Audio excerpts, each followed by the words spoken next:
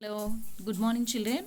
Today I am going to explain you class 6 history chapter 5 what books and burials tell us. The first part over and then the oldest books about the Rig Veda and how it was in which language it was composed. It was composed in Vedic Sanskrit. And how many Vedas are there? 4 Vedas. Rig Veda, Yajur Veda, Sama Veda and Atharvan Veda. And then how historians study the Rig Veda. Till now it's over. Now let's see. Yesterday I have shown you one manuscript. Okay, this was in Vedic Sanskrit and that's meaning, that's translation they have given you in this box. Let's see what was the conversation. So this conversation is in between Vishwamitra and the rivers. Let's see.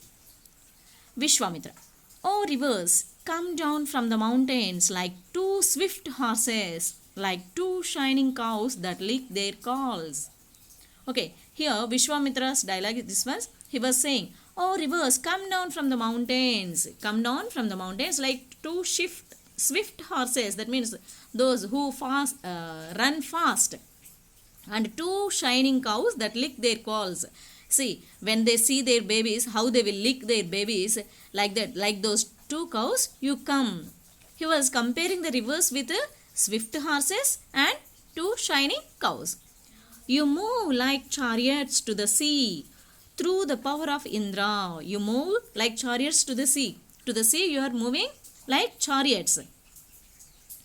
And you are full of water and wish to unite with one another. And you are full of water, you are flowing very much. And you want to wish to unite with one another. Okay, next, the rivers. We who are full of water move along the path of gods have made for us. Here, we are full of water. Who are full of water? That means the rivers saying about themselves only. And move along the path of the gods who have made for us. We are moving towards the path which was made by the God. Once we start flowing, we cannot be stopped. Why do you pray to us, O says? So once we started flowing means we can't stop. And why you are praying for us, O says? The rivers were asking.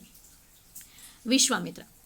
Oh sisters, please listen to me. The singer who has come from a distance with his chariots and carts. Let your waters not rise above our axles so that we can cross safely. So here Vishwamitra is saying that he has to cross those two rivers. That's why he was asking them not to flow above his axles. Okay, not to rise above their axles. The rivers. We will listen to your prayers so that you can cross safely. Okay, we will agree. We will listen to you. Historians point out this hymn was composed in the area where these rivers flow. So, here maybe this conversation, this situation may be held near the rivers only.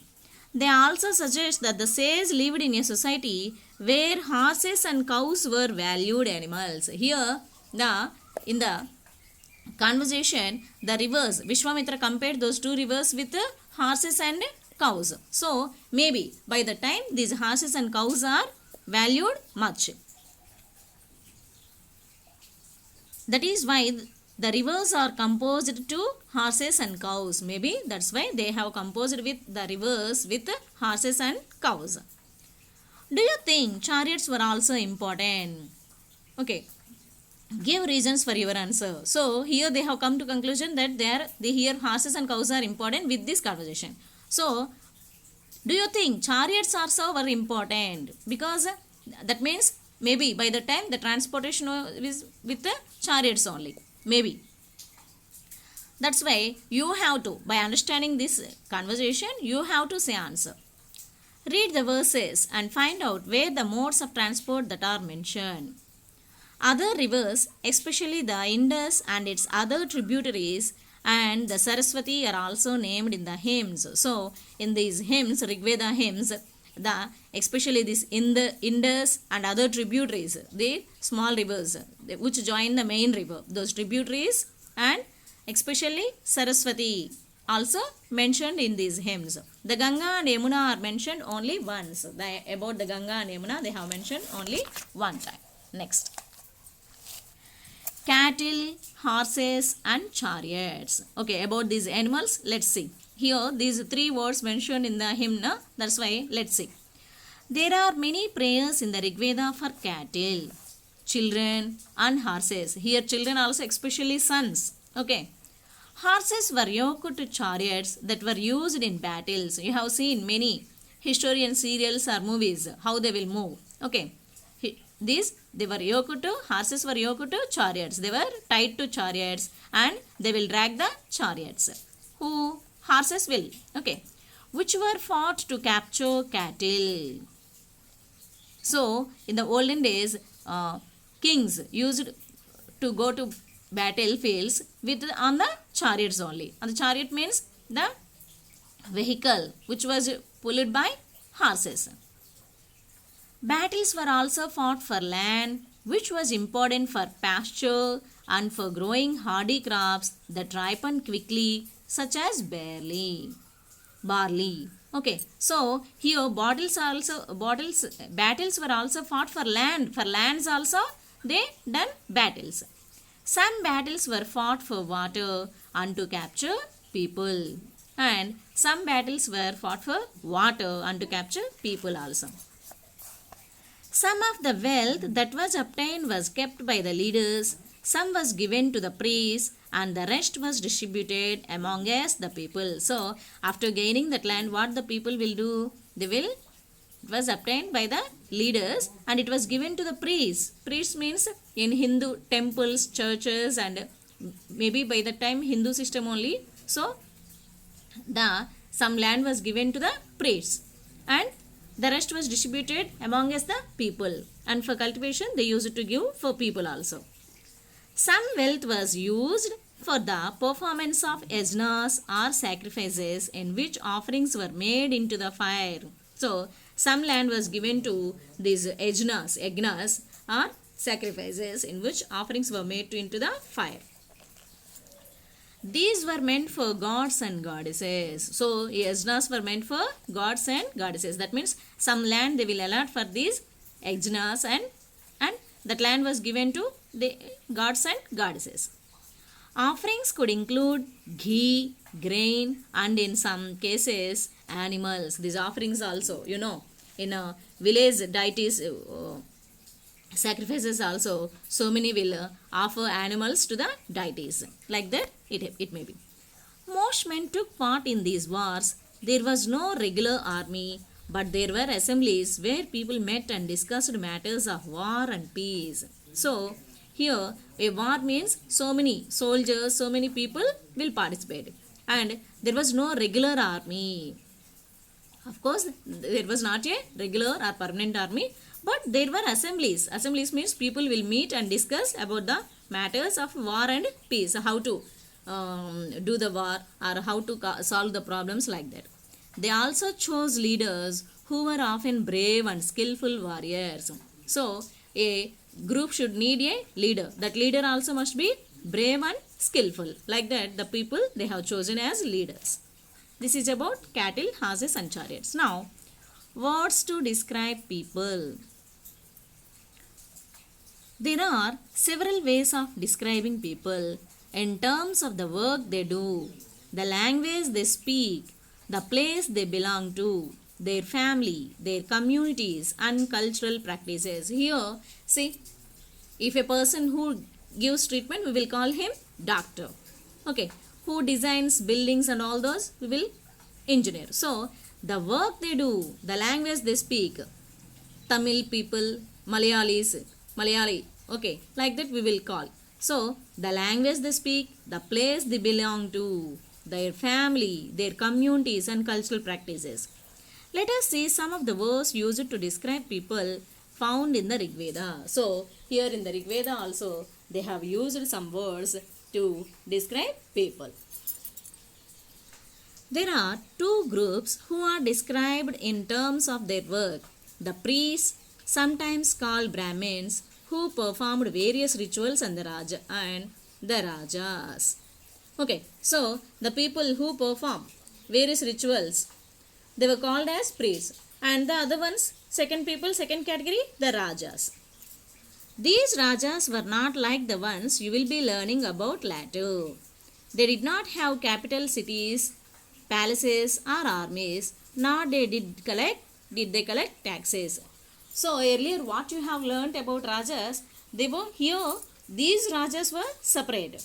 They don't have capital cities or palaces or armies, or they don't collect taxes also.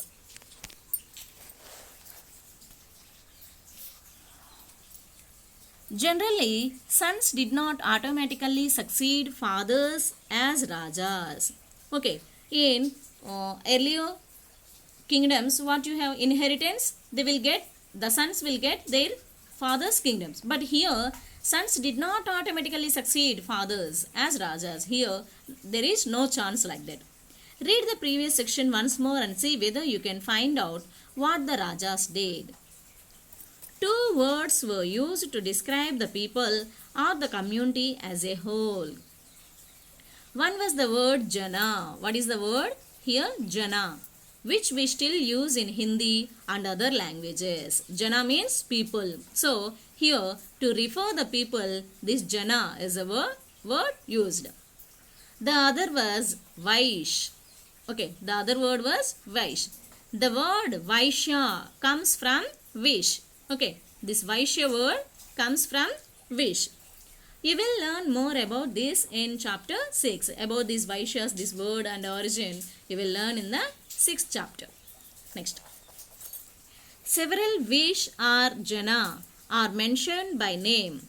So, we find reference to the Puru Jana or Vish, the Bharata Jana or Vish, the Yadu Jana or Vish, and so on. So, here these words. See, Puru Jana, Bharata Jana, the Yadu Jana, that means the place. Puru, Jana means here people, Puru people, Yadu people, Bharat people, like that these terms are used. Do any of these names should familiar? Have you heard about these names earlier? Sometimes the people who composed the hymns described themselves as Aryas. So here the people who composed these hymns in Rigveda hymns, whatever the hymns they described themselves as Aryas, and called their opponents Dasas or Dasyus. That means the people who composed the hymns, they were Aryas, and the remaining opposite people who can't compose or other remaining people, they were Dasas or Dasyas. These were people who did not perform sacrifices and probably spoke different languages. So, here Dasas, they can't perform sacrifices and and probably spoke different languages. Later, the term Dasa came to mean slave. So, afterwards, this word Dasa meaning slave. Okay. Later, they referred this word, they meant this word for, they used this word Dasa for slave. Slaves were women and men who were often captured in war. Here, slaves means the people who were caught in wars. Of course, they were men and women. Both type of people were there. They were treated as the property of their owners who could make them do whatever work they wanted. So, these Dasyas were used to do all type of work, whatever the owners they want. While the Rigveda was being composed in the northwest of the subcontinent, there were other developments elsewhere. Let us look at some of these. So, when this Rigveda was being composed in the northwest of the subcontinent, there were other developments. That means in other parts of country also some developments are there. Let us look at them. Silent sentinels, the story of the megaliths. Look at the illustration on the next page. Okay, on the next page, what was the illustration? Let's see. Okay, this one. See children.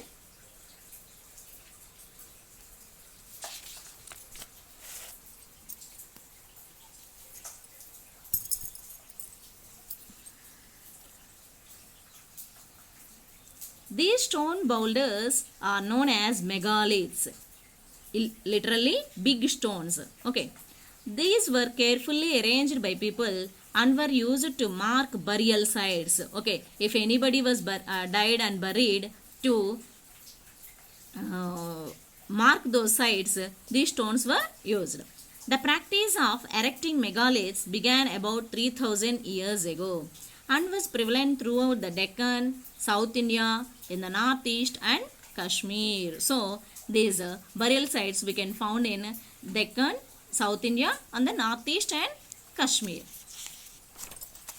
See, this is the burial site, and to mention that these they arranged this type of stones. Some important megalithic sites are shown on map 2.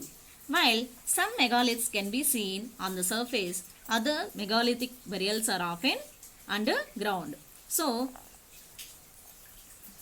some are kept like this and some kept underground also. Sometimes archaeologists find a circle of stone boulders or a single large stone standing on the ground. These are the only indications that there are burials beneath. So, maybe some of them kept like this round shape big stones and some kept only one long stone, one big stone. Maybe that also for the indication of the burial sites only. There were several things that people did to make megaliths. We have made a list here. Try and arrange them in the correct order. Digging pits in the earth, transporting stones, breaking boulders, placing stones in position, finding suitable stone, shaping stones, burying the dead. So, here these words were given to you and you have to keep them in a proper order. Okay. All the burials have some common features. Generally, the dead were buried with distinctive parts which are called black and red ware. Also found are tools and weapons of iron and sometimes skeletons of horses, horse equipment and ornaments of stone and gold. So, what in these burials they have kept? All these burials have some common features. Generally, the dead were buried with distinctive parts. Okay, in the burial sites, along with the dead body, they kept some parts which were of black and red ware. That means black parts are red parts. And some tools also they kept, weapons of iron and sometimes skeletons of horses. That means with the burial, with the dead bodies, they kept horses also. And horse equipment and ornaments of stone and gold. See here, they have given, see, a sword and this leather. Okay, these two horse equipments and these axes and then a dagger. Like these all these things they have kept in the burial sites also. Next, was iron used in the Harappan cities? Okay, so by looking these things, there was a question: was iron used in the Harappan cities? Harappan cities, whether they have used iron or not. Okay, I will explain this in the next video, children. I think you understood the content. Thank you. Have a nice